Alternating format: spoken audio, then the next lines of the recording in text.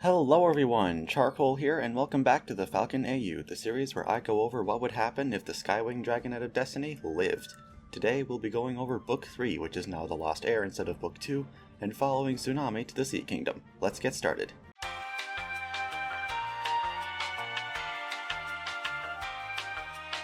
The prologue in this book is very different. Seir is on the Nightwing Island with the fake Dragonets of Destiny, and the volcano is dangerously close to exploding. After a short conversation, the prologue ends with Seir telling the Dragonets that it's time for them to finally fulfill their purpose.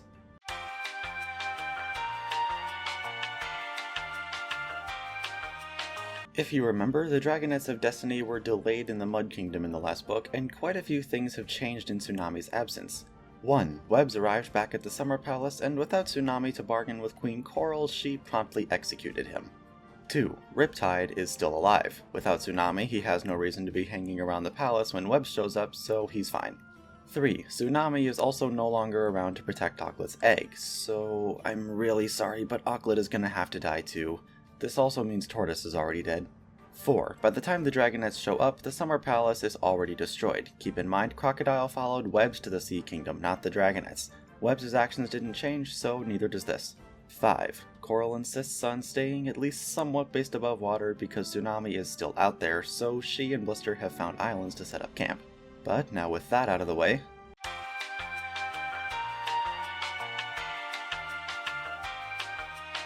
on the way into the kingdom, the Dragonets come across Kestrel's corpse, since she would have already washed up here by now. Falcon takes the news especially hard because of what I mentioned in Book 1 about their mother-daughter relationship. From there, the plot of the original Book 2 more or less remains intact for most of the story, with some minor changes. Riptide is introduced and brings Tsunami to Coral's Island, while the others are sent to Blister. Whirlpool and Anemone are also introduced. The following day, Tsunami learns the truth about Gil, gets attacked by Whirlpool, and this is where the next change happens. When Tsunami tells Coral about getting attacked, Coral does not actually rush to the royal hatchery this time, since all the current princess eggs have already been destroyed. Coral explains the princess deaths, and they get on the topic of Webbs stealing Tsunami's egg, and Coral mentions that she's glad she had him executed the moment he showed his face again. You what?! When Tsunami is understandably heartbroken, Coral tries to cheer her up by saying she can stay with her in the Sea Kingdom forever. Tsunami protests, saying that she and the others will have to go soon so they can, get on with stopping the war.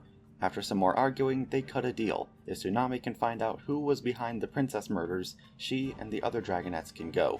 Just then, Blister shows up along with a Mudwing general. They're here to discuss a potential temporary alliance to attack the Skywings and knock them out of the war. Tsunami is sent away so they can have the meeting and manages to find her way to the royal hatchery. The statue fight happens and Tsunami finds Riptide to show her to Blister's island where the Dragonets are being kept. Anemone is also here with a guard after being escorted away from the meeting for the same reason as Tsunami. Tsunami explains everything that's happened, including Webbs' death, so everyone goes to sleep pretty downcast. Early the next morning, Tsunami is thinking about who might have attacked her, and Anemone offers to help, revealing herself as an animus. Like the original timeline, she enchants an object to bring Tsunami's attacker to her, and of course it brings Whirlpool, who exposits his entire plan of becoming king. Not long after, Coral and Blister return from their meeting, talking about how well it went. Tsunami exposes Whirlpool, and with Anemone's magic to prove it, Coral sends Whirlpool to be locked in the underwater dungeon indefinitely. Blister notices how sad the Dragonets are and decides to taunt them, saying something along the lines of, first Kestrel and now Webbs. I can see why you would miss Webbs, but why Kestrel? Really, I did you all a favor getting rid of her. You what?! Falcon immediately becomes enraged and starts trying to attack Blister. The others pull her away, and Riptide jumps into the fight, yelling at the Dragonets to leave. He's enough of a distraction for the Dragonets to get away, but Riptide is unfortunately killed by Blister. I'm starting to realize this book might not be very popular because Webbs, Auklet, and Riptide are all dead, but Whirlpool is still alive, although I can say with 99% certainty we will never hear from him again. But anyway, there's one last major thing to go over.